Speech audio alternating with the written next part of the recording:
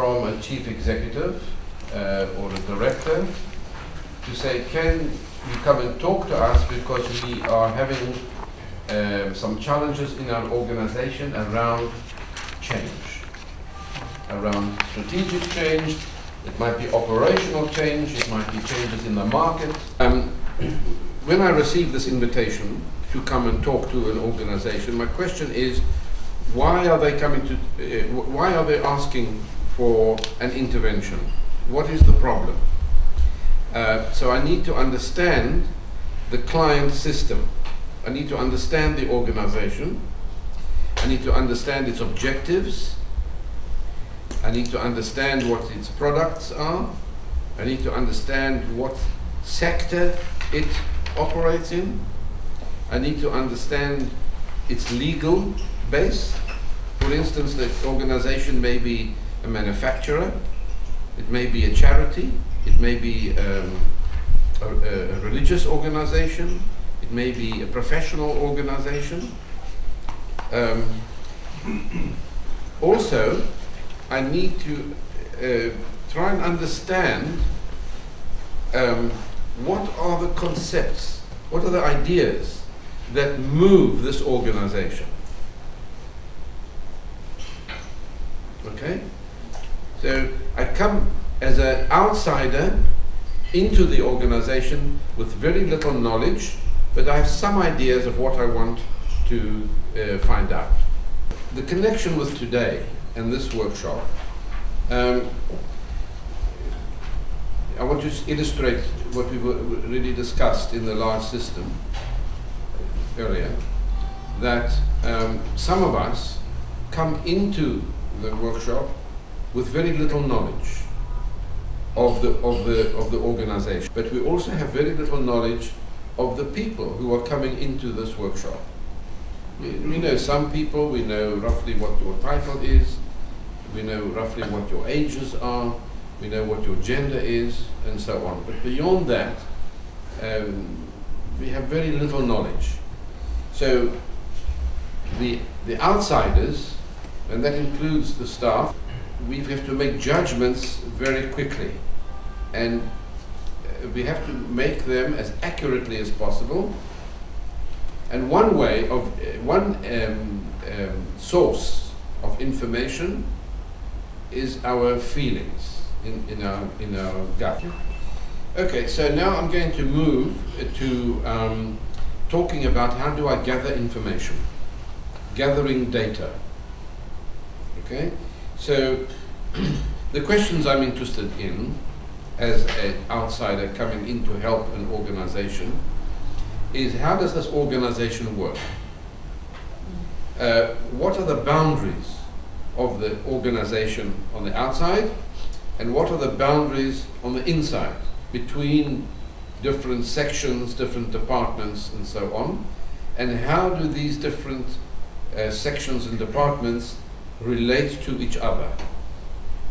Not just both on a technical side, you know, they might be producing products here or parts of the product and moving them to another department for some work over there. How does the movement take place, not just of the products, but also of the people, ideas, information, data?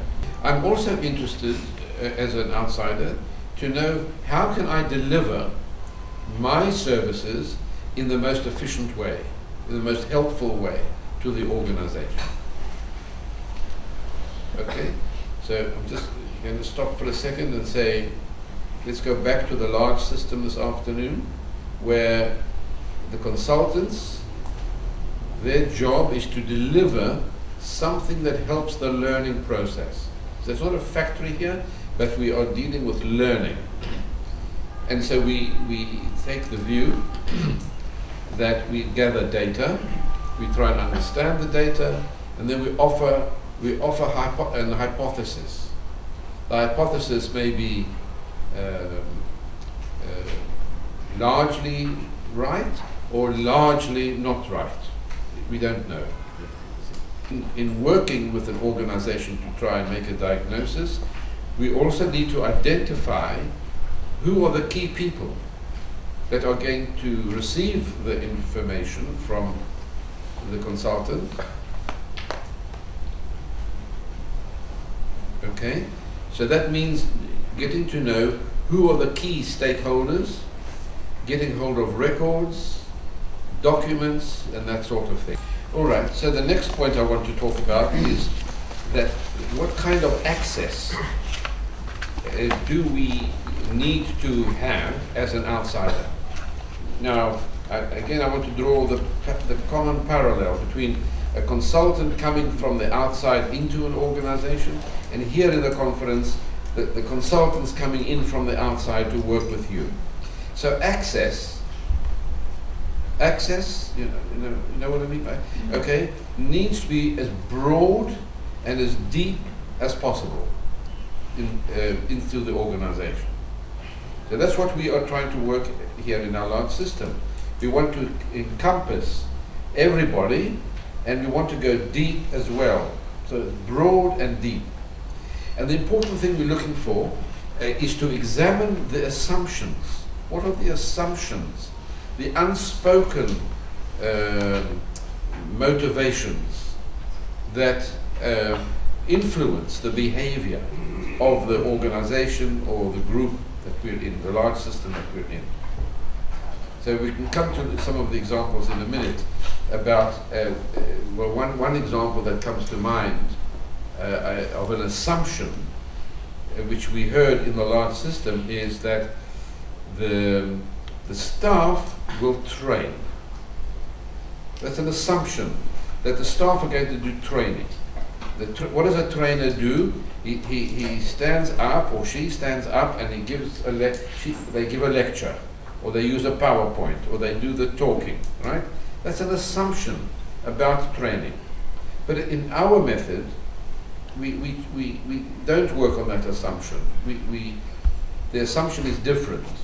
The assumption is, and it may be a good or a bad assumption, it doesn't matter, that the members will talk and speak and share and discuss, and that will be a way in that will provide us with access to the organizational issue. We also, when doing an organizational diagnosis, we want to think about, as we go along, about possible solutions. What are the possible solutions without jumping to conclusions too soon? The next point I want to discuss is the point about who are the representatives of the organization. Who are the key representatives of the organization? So when I'm coming from the outside into an organization, I've got to make a choice. Who do I speak to? And who will let me speak to them? The chief executive, directors, managers, other operational people, the board right on top, the customers, the competitors. These are all people who are, we can call them stakeholders, and we have to make a decision. If it's a large organization, how many people need to be interviewed? We usually have some sort of percentage figure. So for instance, in our experience here of this workshop, that who should come to this meeting? Well, it's the general managers, the directors, the EMT, yeah, and maybe a few others. So it's a very courageous decision, because he's taken the whole top layers, the 3 layers of the whole organization should be here. That's unique. Normally, when you go into an organization, you might speak to, say, 2 or 3 of the directors, 2 or 3 of the managers, 2 or 3, and so on. So here we are working, you might say, with a total system. Everybody in this, all the senior managers, all the senior people in the system are here. That's unique. Okay, so that influences our result. or a potential for result, because in such a situation, one's setting objectives. What are the objectives of the exercise? In organizational change, it can be culture change, it can be structural change, strategic change.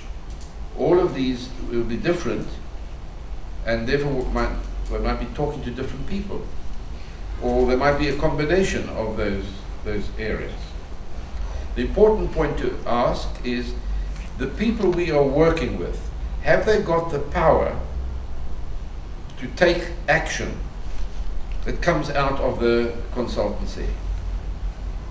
So we might ask the question here, has this group of people got the power to affect the changes that the company has to make in order to survive in the next, whatever, 3 years, 5 years, whatever. I'm also going to give now an example of some work. But firstly, I want to say that when a consultant comes into an organization to work with it, and it's trying to make a diagnosis,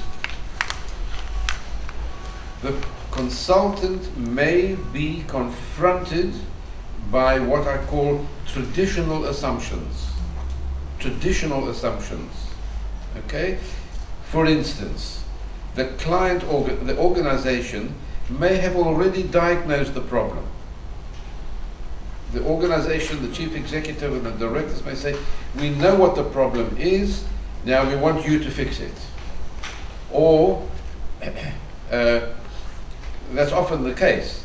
They may say, we've done the research, we've done the diagnosis, this is the problem, you fix it. So there's an implication here. There's no need for you, the consultant, to do more research. There's no need for you to get more data, no need for you to get more information. Now that is a difficult position for the consultant, because he or she hasn't been part of the diagnosis. And in order for some effective work to happen together, the consultant needs to be part of the diagnosis. All right, now I want to give you a brief example, just to show you what I'm talking about. At the present time, I'm working with a clinic in the health service. Yeah? You understand a clinic? Yeah. So it's not a factory, okay? But it's a clinic. And it's a clinic that has got doctors, nurses, psychologists, and managers. So it's got many professions in it. And it's a clinic that's under great pressure, because there are lots of patients who are coming to the clinic. Now the clinic has got 3 managers. The manager for the doctors, the senior doctor, the senior nurse, and the senior manager. Okay? You understand my structures? I didn't get your word. I'm saying inside the clinic there are 3 professions. 3 professions? 3 professions. Doctors, nurses, and managers. Okay. And each of the profession has got a head. A head, okay. Okay? And these 3 heads have got managers too above them. And those managers have got managers above them. It's very complicated in the health service. At least 3 levels, but maybe more. All right? Now I want to just explain very briefly. These 3 managers, sorry, the telephone call came from the big manager to say that these 3 people, there's interpersonal conflict that's affecting the efficiency of the clinic. The head of each profession? Yeah, their big boss. The big boss is... Called me, not me, my colleague at where I work, to say, can we help? Because these 3 managers inside the clinic I've got interpersonal conflicts. You understand what I'm saying? Okay, so why am I telling you this? Because they made an assumption. They made the diagnosis already. The problem in the clinic is because these three managers, these three heads, are not able to get on with each other. Okay? So they made a diagnosis and they even made the prescription. Please come and resolve the conflict. I won't go into all the details, but just to tell you, that wasn't the story. The story was the conflict here. Okay? The three managers here were not working well together. They were not collaborating. They were in conflict with each other. And what did they do? They denied their conflict and they projected it down here. Okay? So that's a diagnosis which was made by somebody else, and it was the wrong diagnosis. In that case, it took us 2 years to undo the diagnosis that the senior managers made and to make a new diagnosis, which was really the mismanagement, the bad management of the managers at the top, okay, and to begin to do some work with the total system, the clinic and the health authority. Okay. Now, I, as a consultant, come with my assumptions. I've also got assumptions, and I want to make this point, and then maybe we'll stop and let's have a look. Yeah, okay. It's really good time. So, my assumption is that I have a belief in collaboration and cooperation. That's an assumption that I have. So if the client says to me, tell me what to do, I'll say, well, that's not the way I work. If you want to work with me, you have to collaborate in the process. Okay? So the client, the organization, has to play an active part in identifying and diagnosing the problems, but an active part, not the only part. They have to think about the solutions and the actions that will be required. They have to be part of the process of implementing the change, and they have to be part of evaluating the change and seeing whether it's working or not. My assumptions that I bring in my as a person and in my role, I believe in the importance of involving the clients. To involve the clients as much as possible in the solutions to their own problems. So I do not have the solutions to your problems, but I need you to be involved in the your solutions to your problems. Okay? And furthermore, I have a belief that it's illegitimate, it's not right. Illegitimate, it's not right. Not correct. Not correct. Not correct. Not correct. To take the authority from the organization for solving their problems. If I solve the problem, I take their authority away from them. To diagnose, to plan and implement changes. Okay, that's my assumption, and I work that way, and my colleagues, I think, also would work that way. Okay, so I'm going to move. Forward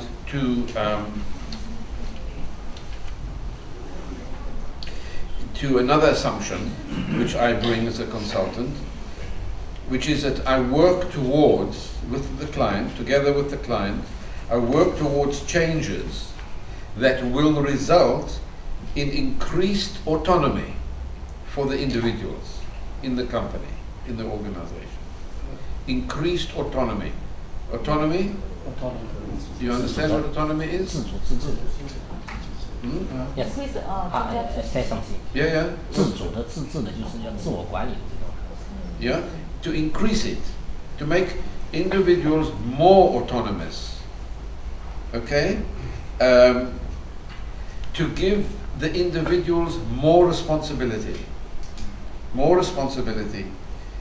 and also for them, the individuals, to be more effective across the system, across the whole organization, not just to be only responsible for their little piece of work. Okay? So,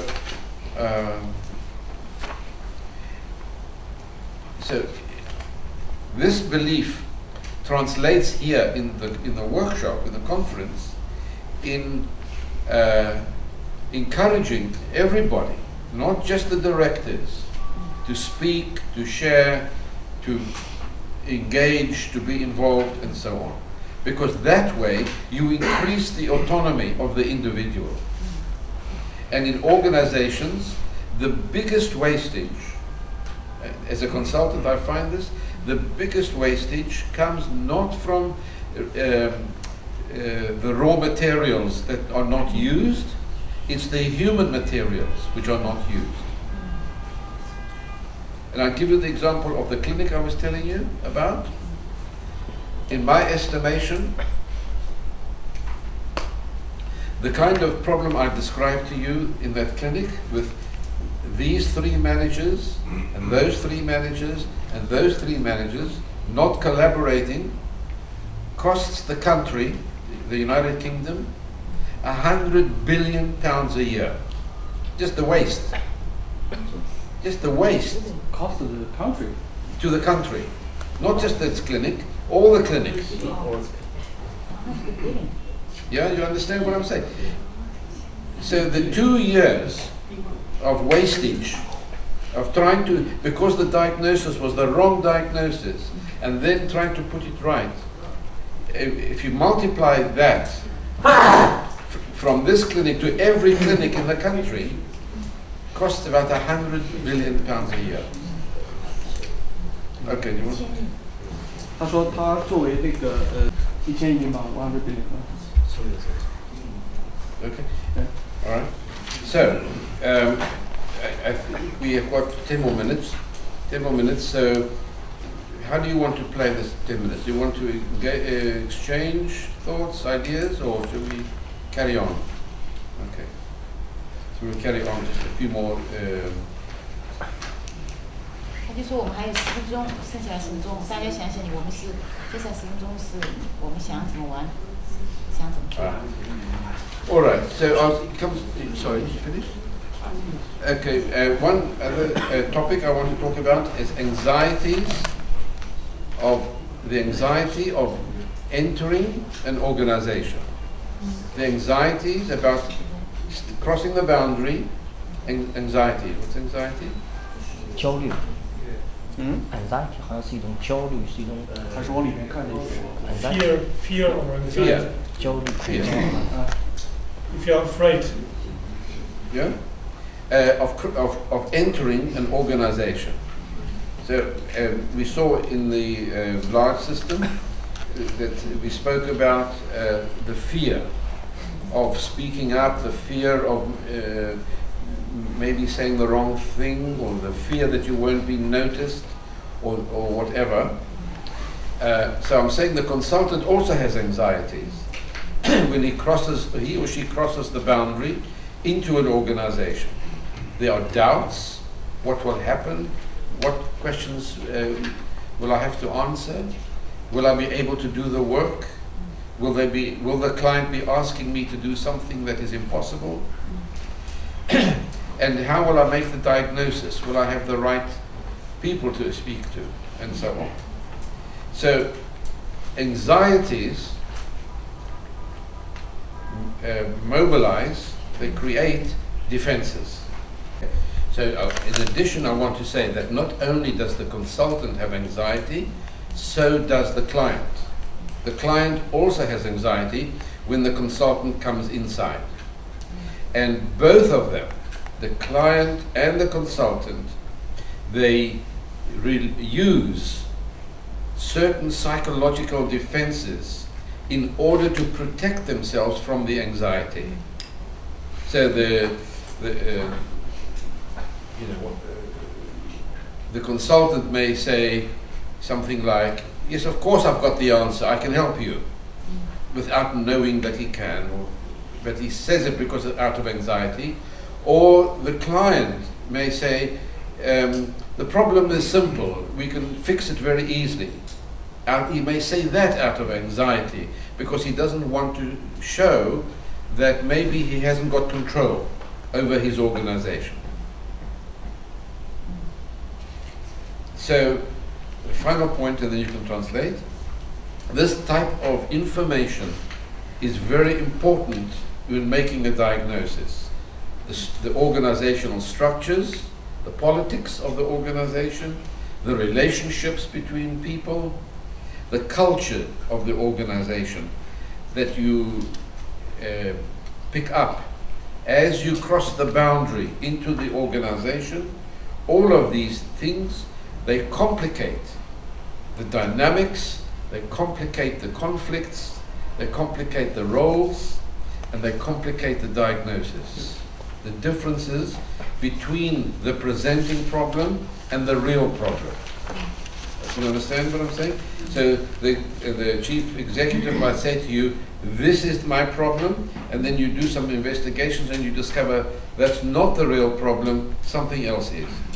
So in the case of the clinic, the presenting problem was interpersonal conflict. Okay? The real problem was leadership and strategic problems at the top. And I won't go into the details now because we haven't got the time. But the strategic difficulties at the top were pushed away, and somebody said it's interpersonal conflict. Okay. The differences between these two also tell you something about the unconscious dynamics in the organization and why people in the organization may not be aware of what the real problem is, because they simply cannot see what the real problem is for unconscious reasons. Okay, so I'm going to just end now with the summary. Okay? And then you can translate the summary. Okay, so the main point I'm trying to make is that it is important to increase our understanding of what is the relationship between the consultant and the organization, particularly if they experience difficulties at the beginning, because those difficulties can tell you a whole story. It's not about removing the difficulties, it's about understanding them, working with them, learning from the difficulties.